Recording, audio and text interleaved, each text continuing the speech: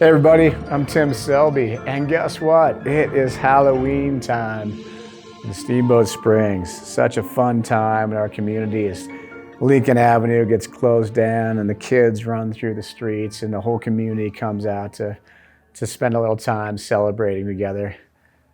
It's also a spooky time, right? Look where I am. I'm kind of scared just being here right now.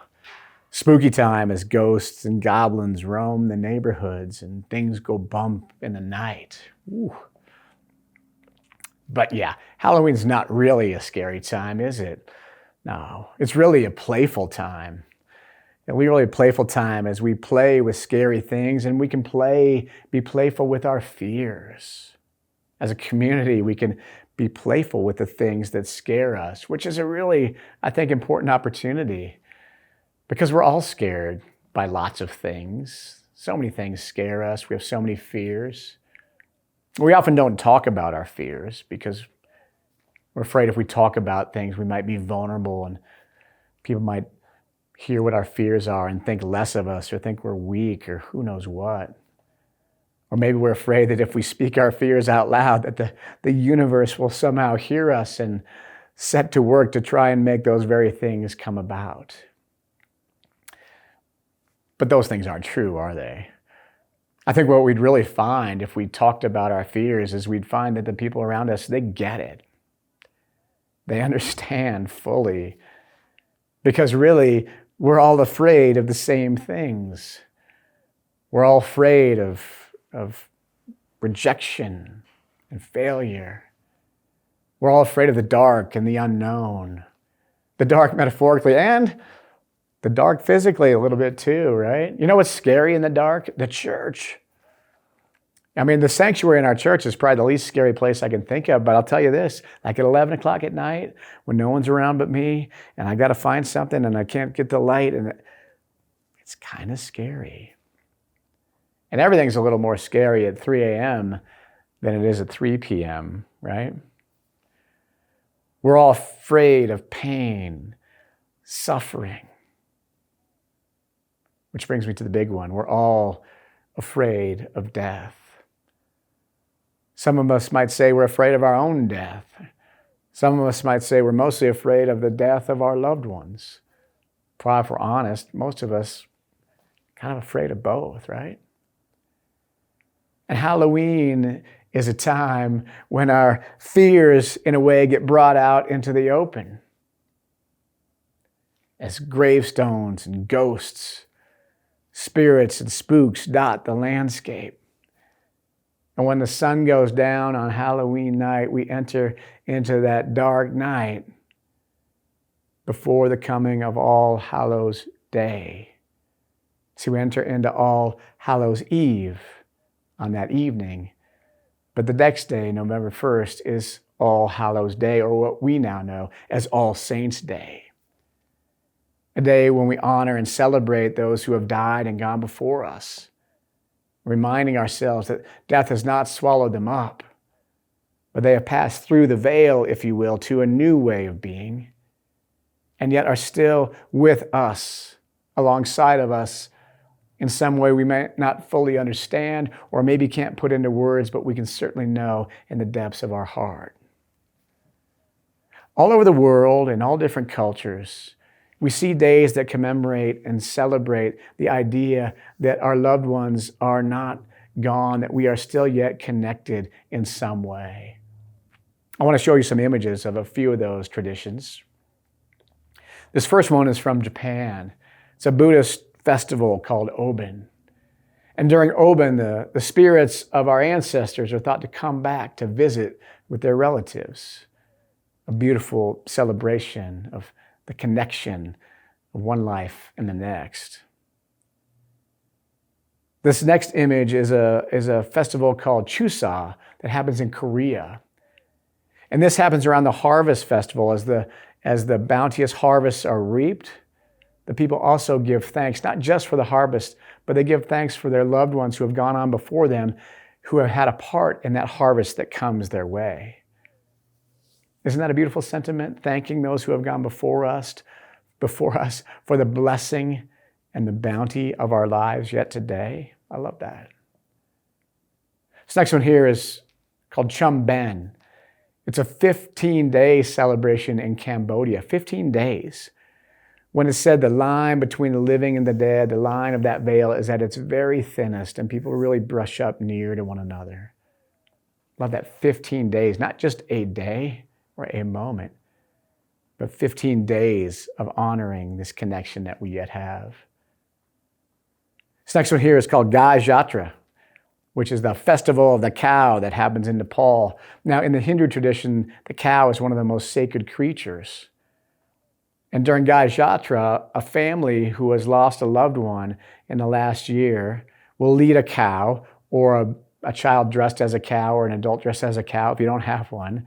But they'll lead a cow in a procession through the village streets, with the sentiment being that the cow in that leading helps lead those lost loved ones into the afterlife. Isn't that a beautiful sentiment? This idea that even after our loved ones have died, that we can yet aid them and help them on their journey. It's beautiful. This next one is one perhaps we're more familiar with in our culture, because it comes from Latin American culture very close to us. Dia de los Muertos, or the Day of the Dead, when it's thought that the spirits of our ancestors come back to celebrate with the living.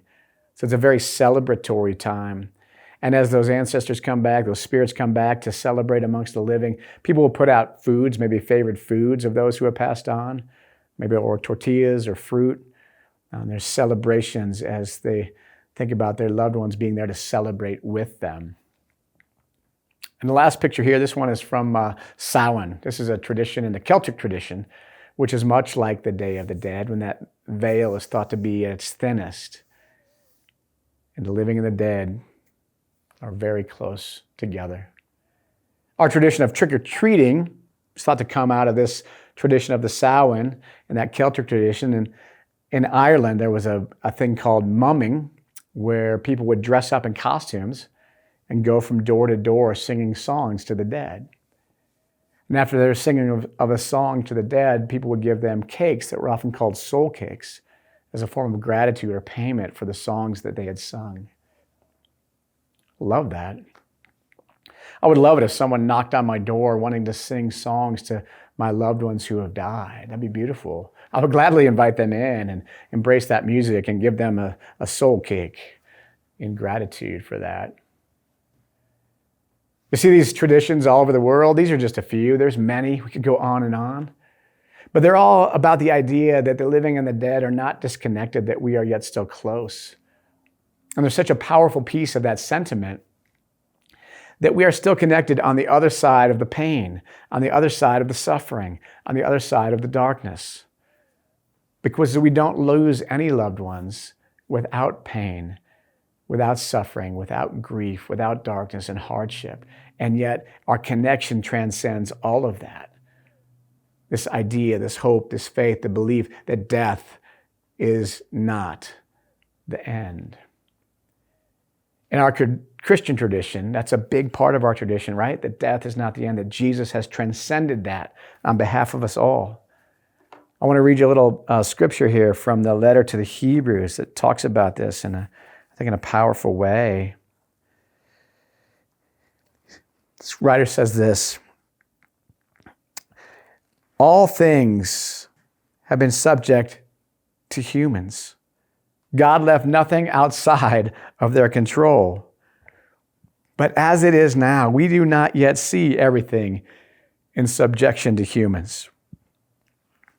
But we do see Jesus, who for a while was made lower than the angels, who for a while was made low, not crowned with glory and honor, because of the suffering and death, so that by the grace of God, he might taste death for everyone.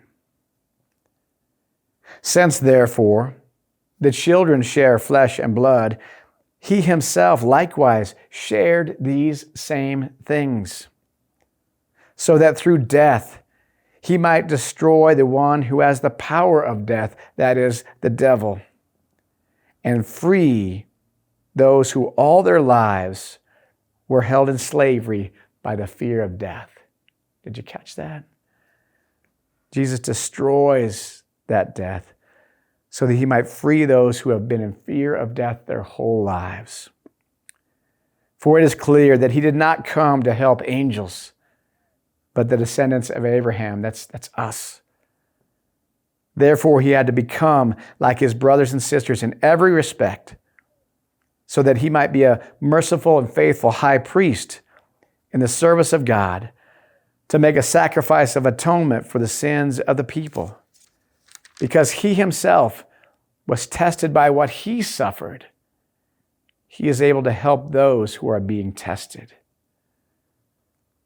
He suffered, and therefore he can help you and me in our suffering. He was afraid, so he can help us in our fears. He knew pain, so he can help us in our pain. Jesus entered into all these things alongside of us, with us, entering into our pain, our fear, our suffering, our death. And in doing so, he hallows it. To hallow is to make holy. He makes holy by entering it in. And by hallowing it, shows us that death is not the end. Death is not a black hole that swallows us all up forever, but death is more like a portal through which we pass into a new way of being, our pains, our suffering, and our darkness left behind. All Hallows Eve, on the edge of being made holy. This is a night that we can talk about fears and darkness and know that Christ is in the process of making all that holy and leading us through it.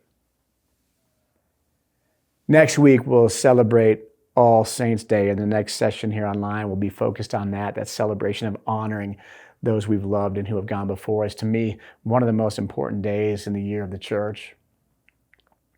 But during this week, I'd invite you in the next week or two to make a meal in honor of a loved one, much like the traditions that we just talked about.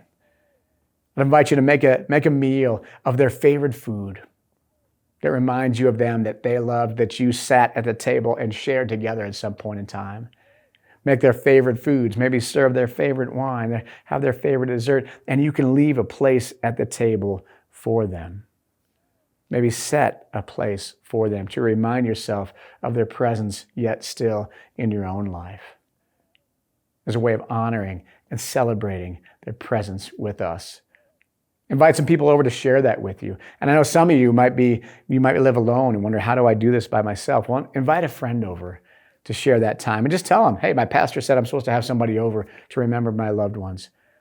And as you have that time at the table, tell stories about them, laugh about them, cry about them, speak their name, know they're present. If you don't have any friends to invite over, invite me over. I'd love to come over and have a meal with you and talk about your loved ones. So at this time of year, I hope that you have a happy Halloween. I hope you have fun with the candy and the costumes and all the good stuff that goes on with that. But I also hope we can take it as a time to realize, you know what, folks, we can acknowledge our fears. And we can talk about our fears because we all share them. And as the scripture says, we're not a slave to our fears because we know the power of life over death through Jesus Christ, who comes to us and enters in and makes all things holy. I hope you can join us next week for a powerful remembrance of our loved ones. And this week, I hope you have a really happy Halloween. Sorry, it's messed up.